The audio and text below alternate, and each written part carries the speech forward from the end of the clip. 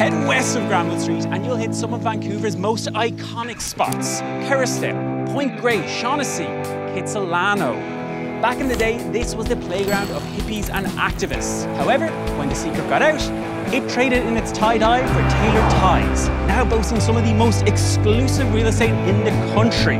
Now, this community is about to see some real change on the horizon. I want to know, are they ready? Are you ready? I ready?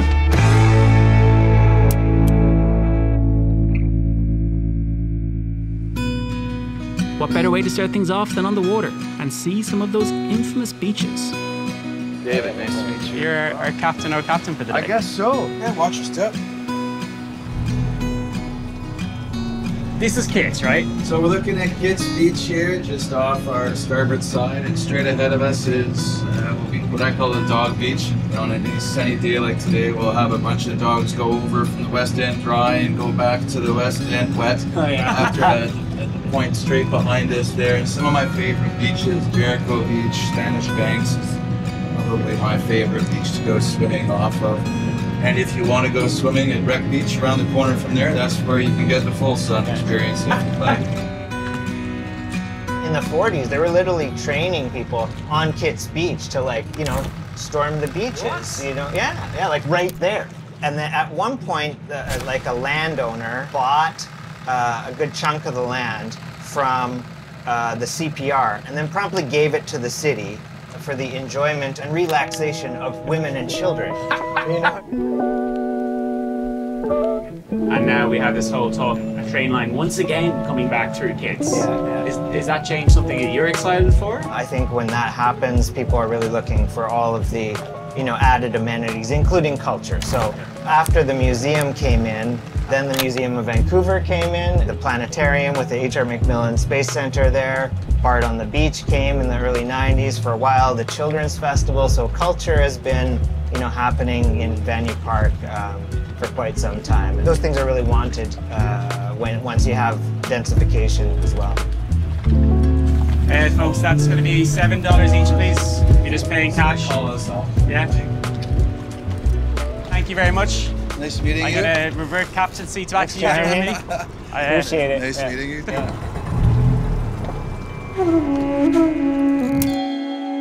If there's one thing I know about this area, it's that the community here are fitness fanatics. Literally, they seem to eat, sleep and breathe yoga.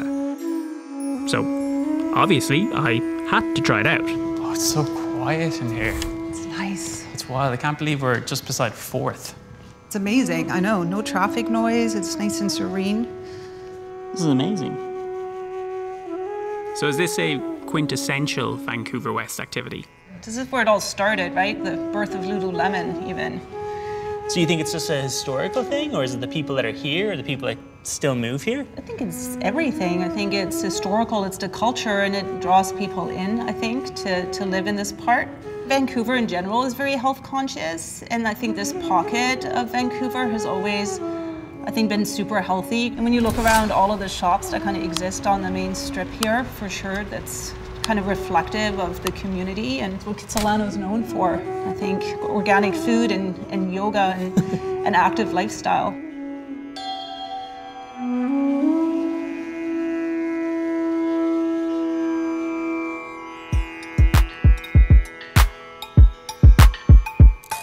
Heading down south to Kerrisdale, we're meeting Charles, a local realtor who's planning on buying into the neighbourhood himself in the near future.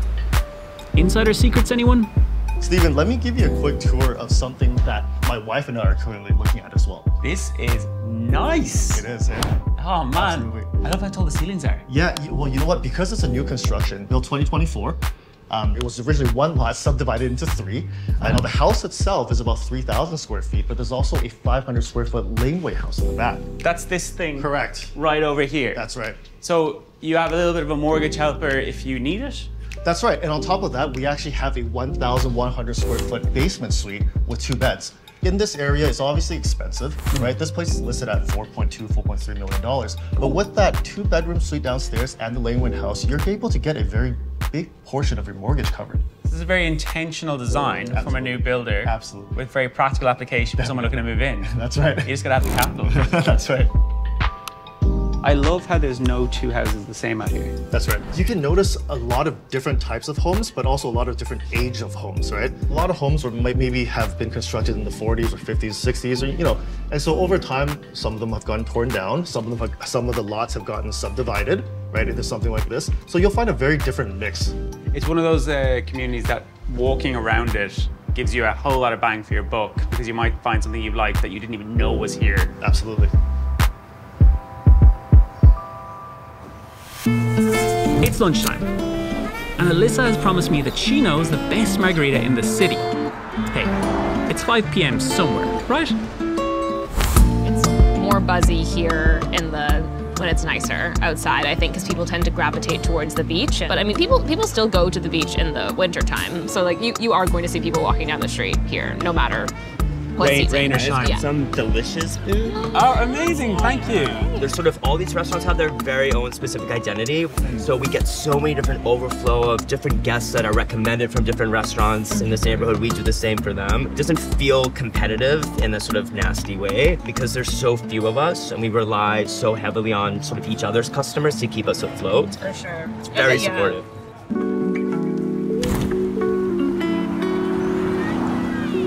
This is the reason why people live in this neighborhood. What I love about this area, and it's not that common in cities across the world that I've seen, is here's a place that you can chill at for free. Well, it's nice to sort of have like a casual space with people you can get together. Like people can bring their friends or whoever they happen to be dating and stuff. I've been to this area so many times, but I've never actually seen the showboat. It was built in the 50s. A lot of free events that happened here. There was a period of time where they were talking about just getting rid of it altogether, and then it seemed like a lot of people in the community sort of rallied together and was like, no, we do really care about this like weird boat-shaped stage in the neighborhood. Yeah, I've seen bands, I've seen dancing, I've seen choir, I've seen comedy, Irish dancing. Yeah. Like that. Like that. Yeah. Can you show me one more time there? No. Please, okay? One of the things that amazes me about this neighborhood is the amount of free amenities available to its community. Beaches, volleyball, soccer fields, and of course, the tennis courts.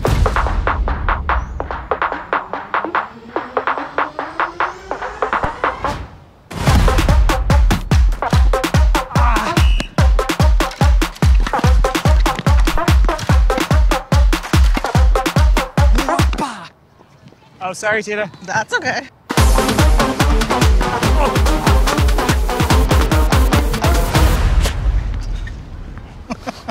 I was about to say Roger Federer, eat your heart out. I'm so happy I didn't know. Totally. What would you say is the quintessential vibe then of this community? I mean, it's outdoors. Like everyone walks the beach, dog parks. It's beautiful, right? So between here and like somewhere like Shaughnessy or Kerrisdale, or what would you say is the biggest difference then? So I feel like down this way, I mean, more traditional homes, a lot of people have been here for a lot of years. Shaughnessy too, it's more established neighborhoods, bigger homes, bigger lots. Once you get down to Kits in that area, you're feeling a little bit more of a vibe. You're getting a younger vibrancy there. Okay. And more students out this way too, closer to UBC, but everyone loves the same thing when you're out on this side, right? It's usually beach and outdoors and... You move here for a reason. For sure, absolutely. The west side of the west side. Exactly. All these pockets have different vibes and different locations. It's beautiful, smaller homes, smaller lots. Obviously, the majority of Point Grey is overlooking the gorgeous views. More West Coast style, kind of that LA vibe, Malibu vibe. Yeah. But it's beautiful. I mean, some of those properties go for anywhere from like 10 million up to 15. It feels wild that does not scare me anymore. Yeah. 3 years of Vancouver, I'm like, okay, I think if I stop the avocado and toast, stop the flat whites, maybe in 2 years. Sorry. That's my bad, guys. In Vancouver, everyone thinks they know everything about real estate, right? It's such a different market over here. Like a lot of people, when they come this way, it's about stability. It's about, the lot size. It's about school catchment areas. It's all those things that you want from a family perspective, I find. Future is always in the back of your mind when you're here. mainly because I think you're kind of catered for it. Yeah. But also because there's change coming to this area. Right, and I mean, Vancouver as a whole has so much change coming to it with all the new zoning policies and development changes. You're bringing more amenity space, there's light industrial, there's commercial space. That means vibrancy. There's rapid transit coming into the area. That shows that you can do more stuff. You don't have to go into town to get everything you need or do everything that you need. There's also a cultural component to it, in my opinion. That's really great, that, you know, bringing that into and tying it into the community is huge. So I expect it to be vibrant, more vibrant here. Some of that cultural change is the return of the Sanok village into Vanier Park, which, just over 100 years ago, was torn down and its people cast out. Our people always referenced the place we are on today as Sanok. So its definition is the place inside False Creek. It was a place of ceremony. The reason being is because the abundance of the resources and food to live off the land. We've always welcomed people here in Vancouver. It's a hosting, welcoming place. What about the new Sanok? We haven't been in this land and territory for over 100 years, since we've been forcibly removed in 1913. But to be here, to actually see the physical being of housing going up is very comforting. There will be a dedicated of at least 250 rental units for nation members. That's at a secondary subsidized rental, but also there's a first level of subsidized rent that the general public will be able to utilize and maximize for living as well. We are a major solution to the housing crisis we are facing here. I think we're building a community that is just going to help Vancouver and us to share our story of, you know, always being welcoming people, always being hosts. I think that story is going to translate to how Vancouver is, but how it could be in the future. Wilson, I gotta get my application in for this. There you go, yeah. I got a guy on the inside now. Yes, you do.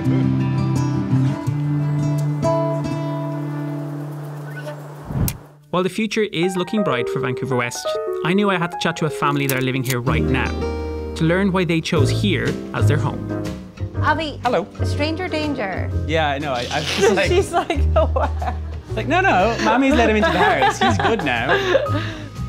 This is the trade-off you make. You live in this area and you become too comfortable with people. Totally. Everyone smiles here. You said you were here 2013. You came in. When we first moved to Kits, we thought McDonald's was like Pensionville. We're like, oh my gosh, imagine going as west as McDonald's. And now here we are in Balaclava. Yeah.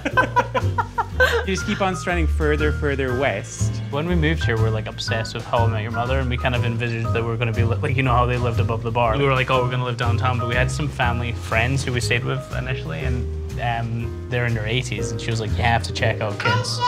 So we came down and had lunch at the local. Oh, and then the beach and everything there, and we're like, yeah, we need to live in Kits. And we're like never in the car. Like the kids like go to daycare close by. Our close friends in the world, like that, oh cool. People are always coming and going in this front door, which like is a bit of that How I Met Your Mother vibe that you love so much. Like we live in Kits because we love to live in Kits, and our friends love to live in Kits. And there's cons. The cons is smaller space or crappy garden or whatever. When we go anywhere else in the world, we're like, it's not as good as Kitsilano. Sophie's Cafe has been a staple restaurant on Fourth for over 3 decades, but the building itself has been around much longer. So I knew before we headed south again, we had to check it out. Plus, I'm actually starving. Sophie's Cosmic Cafe. And that was from the hippie days from the 60s and the 70s. And it sold mod belts, paraphernalia to smoke. And it was called the Cosmic Shop. So everybody said, let's go to visit Sophie, with all our friends. So that's how we got the name Sophie's Cosmic Cafe. So that's the original sign. Well, how has that journey been for 35 years in this community? What are the changes you have seen on the street? Obviously, there's many changes. It's growing upwards. It's still my neighborhood, so I really don't see it changing that much. Okay. Because I'm here every day for 65 years. It's the best neighborhood. Like everybody in their neighborhood is the best. Kitsilano for me is the best neighborhood because it's mine. Hello. I've got a small salmon Benedict for you. Oh, okay. Thank you so much. This looks great. Jimmy, Thank you. waffles for you. Okay, thank you. This is your community. You've lived This here, is- you've yeah. breathed here. Sophie's has been one of the iconic storefronts that I've noticed since I've arrived in Vancouver. How does that feel to you? Is it important? I believe this restaurant will be here easy for 35 more years. Yeah? Maybe even longer. It's been here already 80 years. This is one of those places, It's one of those places that if we could be here in 50 years, I'm sure it will still be a diner. I will drink to that. Yeah. Cheers. I'm so full. But the show must go on, and we are heading south to Dunbar to check out this community's answer to densification. So this is Mackenzie West. We've been working on it for about a year. So my developer and another partner of mine found this lot. We decided to take it through the rezoning process and created 4 units in the front. It's just a really great way of bringing new housing into a community that doesn't have it, right? But it's still keeping the old. That's such an interesting way of dealing with the future of these places. We see a lot of communities where the future is towers, it's concrete, it's changing the skyline. Yes. Is that indicative of the area that we're in and what they want? It's been a massive change, actually. It just came through this year. So we're still kind of working through everything. But yeah, I mean, it's called R11. All R11 zonings now allow stratification. So you can possibly build up 3 to 8 units depending on the lot size, and it's across Greater Vancouver right now. So you are seeing quite a bit of change happen into places that you wouldn't normally see that, especially on the west side of Vancouver right now. It's called gentle densification, right? Ooh. But it can be tough to keep that gentle. I mean, some neighbors don't want to hear all the construction, but I think once it's done, you have more communities and more families in the communities. Like, we don't really see young families coming to these areas anymore, right? This is the future. This is the future. It is the future. It's needed. As the city of Vancouver, I do feel like there needs to be a little bit more communication happening and a lot more expediting in terms of being able to get these homes on the market to be able to sell, in my opinion. Okay, so the city needs to be more than just talk. Yeah. Tita for mayor. Goodbye, Ken. I shouldn't say that. You probably watched these. Cut, cut, cut. So, while the towers may be inbound for this community, the one thing Vancouver West is known for right now is big houses. I've seen some impressive places during my tours, but nothing compares to Shaughnessy.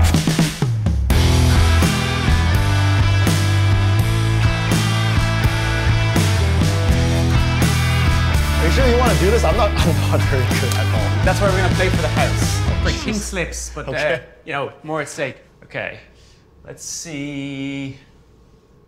Movie magic, make this look great, guys. Oh, that's embarrassing. This should go straight in, I hope. Right. Oh, okay, so you're solids. That's right, I am solids. Yes. Charles, is this kind of an indicator of life here in Shaughnessy? Everything is here for you. Yes, I would definitely say that's the case. You know, we got a nice pool table, got a really nice pool. You got to remember, like, the lot sizes here, they're between 8,000 and up to 60,000 square feet. So you got to do something with that. You got to do something with that size, right? What are the kind of people you see buying into this area? Well, I would say, well, first of all, people who have money, right? That's going to be the single biggest thing. Shaughnessy, as an area, it was developed originally in 1907. So previously, the Canadian Pacific Railway, they were the biggest landowners in the entire area. And then so in the early 1900s, they decided to kind of make Shaughnessy into this sort of wealthy enclave. Lots, right, tree-lined roads, really big setbacks, right, with gates and everything. It's very exclusive and everything's kind of secluded. The rule to get into Shaughnessy is that you have to spend, I believe it's 6 or 7 times more on the actual build of the house than everywhere else in order for it to qualify to be built in Shaughnessy. And so that's why in Shaughnessy, we see these like huge character homes in that Tudor or colonial style where you don't see anywhere else. There's definitely a charm about that place where even though the density is very low and people can't really get in there and it's so expensive, but I do think that it's okay. Like, it's a historical part of Vancouver, and now that we're adding density everywhere else, I think it's okay. But the thing is, First Shaughnessy is not safe from this anymore. After these new changes, First Shaughnessy now has to allow for multiplexes as well, just like everywhere else. Can you imagine a big tower going into Shaughnessy? People would lose their minds. I knew you went in. Shaughnessy is a legacy community in this area. But there is another, more seasonal and transient community that I had to check out before I brought the curtain down on this tour. Well, here we are at the The gates of Bard on the Beach. Bard has been here for 35 years. 35 years, and you had the guard dog here for the whole time? This is Mason. He's my dog. He likes to hang out here. As you pick up your tickets, you walk through into the Bard village. Wow. And this is where everyone's coming, get the drinks, get excited, they're about to go see the show. Precisely. And that's the whole thing about Bard. It's not just coming to see a play. It's the experience of people being together, sitting down together and having a glass of wine or a cup of tea, whatever. Top it off by going to see a fabulous show. We've become one of the biggest in Canada. In a sense, it's owned by all those people, which is a beautiful thing. We're going on the stage. All the world's a stage. But we are all but players. Ah, there you There are. we go. And it's a very powerful theatre. You see out there, you see the sea and the mountains, the boats going by, the people out there in the park, and the sun going down. Fabulous stage, a fabulous theatre, and we've had well over 2 million people attend Bard since 1990. Douglas Campbell, he was actually that actor there. That's him there? Yeah, that's Douglas. He was very important to me. I was working for him in the UK. He said, you should go to Canada. So I came to the Port of Montreal, and then my life unfolded from there. I've been here almost 50 years. Kitsilano, Point Grey, Vancouver, North, West, you name it. Bard belongs to them. Is there a fear that Bard may lose its footing due to this change in progression coming into the neighbourhood? I don't think so. I think it'll get better because there's going to be 10,000 people in the next few years living 250, 300 yards away. And they get to walk across through a little forest and across a lawn and come to their amenity, which is right here. We're an icon in Vancouver and precious and beloved by everybody. This is an extraordinary place in the world to live. It has everything here. You can be in business and prosper, work hard, do well, sail, you can ski, you can camp, you can hike, you can come to the theatre. It's certainly for people like myself who like to live big. Nice. I also know that this might be the only opportunity I ever get to perform some Shakespeare on that main stage. So I feel like I have to ask, would you mind accompanying me and we do a little bit of Shakespeare? Let's do some Shakespeare. Amazing. Shall I compare thee to a summer's day? Thou art more lovely and more temperate. In the last 6 years, I've lived in 3 different houses, all within like 2 blocks of each other. That's one of the best accolades you could place on place. Place on a place? That's good English? English, oh my God. Rough winds do shake the darling buds of May. And summer's lease hath all too short a date. My grandfathers always said, we will be back to where we belong. And this was always our home since time immemorial. To Kitsilano, thy eternal summer shall not fade. We felt welcome here. We felt like you actually wanted to connect with us. Best flat white I've ever had in Canada was had here in Home Slice. I believe that as many people as possible should enjoy this amazing neighborhood. And that's why, like, we probably will never leave. What can I say? It's my life. It's home. It feels great that I was a part of it with my family, my brother, my sister, my children, my wife, their children, that we have accomplished this. For as long as men can breathe, or eyes can see, so long lives this, and this gives life to thee.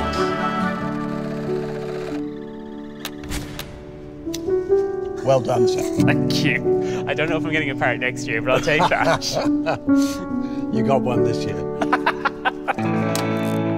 There's going to be a lot of compromising footage at the end of this for me. Oh, for sure. This is going to be a blooper segment, for sure. Yeah. Health, outdoors, fitness, smell of weed. I've lost any trail of thought I had there because a woman went by waving at us vigorously. That's friendship. That's this community. Yeah. I was very excited to see cameras, guys. Use the fullness of your inhales. Breathing in all of 4th Avenue right now. That's right. You gotta make my money on this thing somehow. You're not having a nap. So it's all going to animation footage. for the win, for the house.